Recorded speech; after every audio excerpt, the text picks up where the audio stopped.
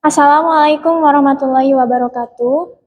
Kami dari kelompok 4 akan mempresentasikan hasil diskusi dari kelompok kami mengenai analisis prinsip etik autonomi, beneficence, justice dalam kasus Sesio Cesar atau SC.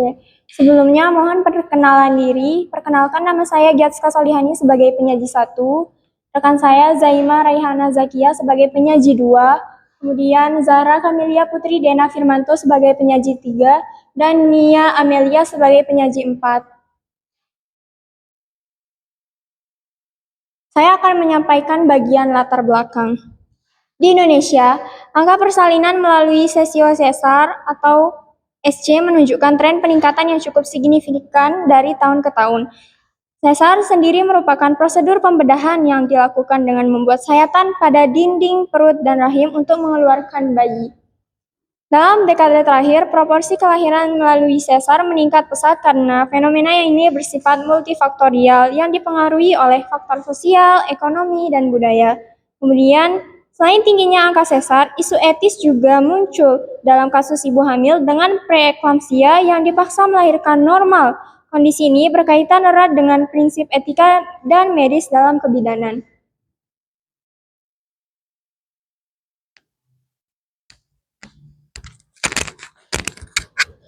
Untuk analisis kasusnya sendiri, kami mengambil kasus dari ibu hamil yang berada di Jombang yang dipaksa untuk melahirkan secara normal dengan status preeklamsia, di mana seharusnya seorang tenaga medis itu harus menghormati dan mengutamakan keselamatan pasien. Preeklamsia sendiri dapat membahayakan nyawa ibu dan bayi karena adanya gangguan serius yang membahayakan fungsi organ, sehingga ibu dan bayi tidak dapat dilahirkan secara normal dan sehingga harus melalui proses operasi sesar.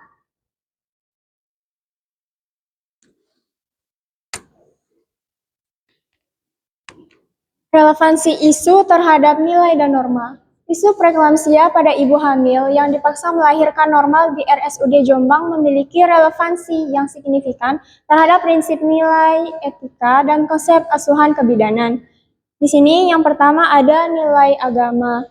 Kita itu harus bertoleransi beragama, berperilaku jujur dan sabar, serta melakukan kegiatan spiritual dalam melaksanakan pelayanan.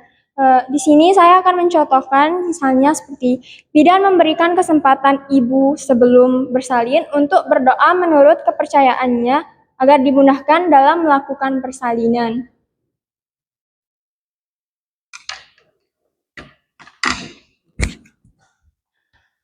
Yang kedua yaitu nilai moral.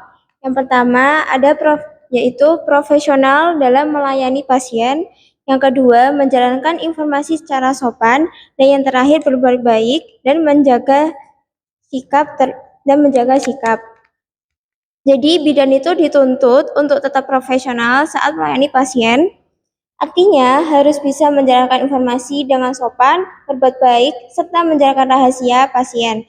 Jadi walaupun ada tekanan budaya atau mitos, bidan tetap harus memegang sikap moral yang benar dalam praktiknya. Seorang bidan itu harus menghormati budaya setempat, melayani pasien dengan sepenuh hati, tidak membeda-bedakan pasien satu dengan yang lain, dan mau mendengarkan sudut pandang dari manapun.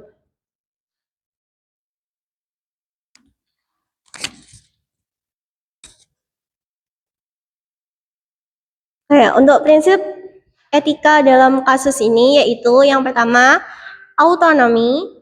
Autonomi merupakan prinsip menghargai dan menghormati keputusan pasien, yang dimana seorang bidan harus menghargai keputusan yang diambil oleh pasiennya. Jika membahayakan pasien, bidan wajib memberikan edukasi kepada pasien tersebut. Selanjutnya adalah prinsip beneficence. Prinsip beneficence memiliki definisi yaitu melakukan hal yang bermanfaat untuk pasien. Contohnya, dalam kasus ini keputusan akhir melakukan seksio cesaria untuk menyelamatkan ibu itu selaras dengan konsep konsep prinsip beneficence ini.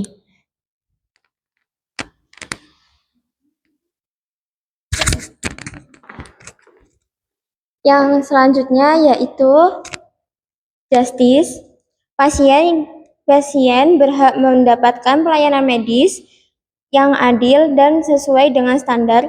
Jika ibu tidak diberikan pilihan sektio kaisaria sejak awal, maka melanggar prinsip ini. Artinya prinsip justice menekankan keadilan dalam pelayanan. Ibu harus mendapatkan haknya berupa informasi lengkap dan pilihan yang sesuai standar medis. Jadi kalau bidan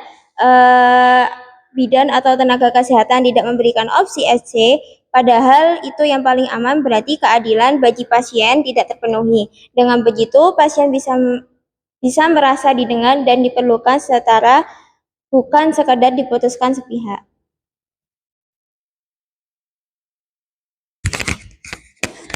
Untuk dilema etisnya sendiri yaitu masyarakat percaya dengan mitos dan tradisi yang masih beredar.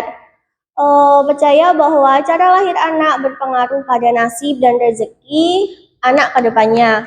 Padahal tidak seperti itu, karena itu bertentangan dengan prinsip seorang bidan. Bidan atau tenaga kesehatan hanya berlandaskan kepada teori. Bidan sebagai tenaga kesehatan harus menyesuaikan dengan kebutuhan pasien. Sebenarnya bidan bekerjanya bukan hanya sebagai tenaga kesehatan, dia juga bisa sebagai edukator, sebagai seorang isman, dan juga bisa sebagai seorang manajemen. Dalam kasus ini, bidan memiliki peran sebagai edukator untuk menyampaikan informasi dengan kondisi medis yang akurat kepada keluarga pasien. Penyampaian yang diberikan kepada pasien itu harus dipahami agar tidak ada kesalahpahaman ke depannya.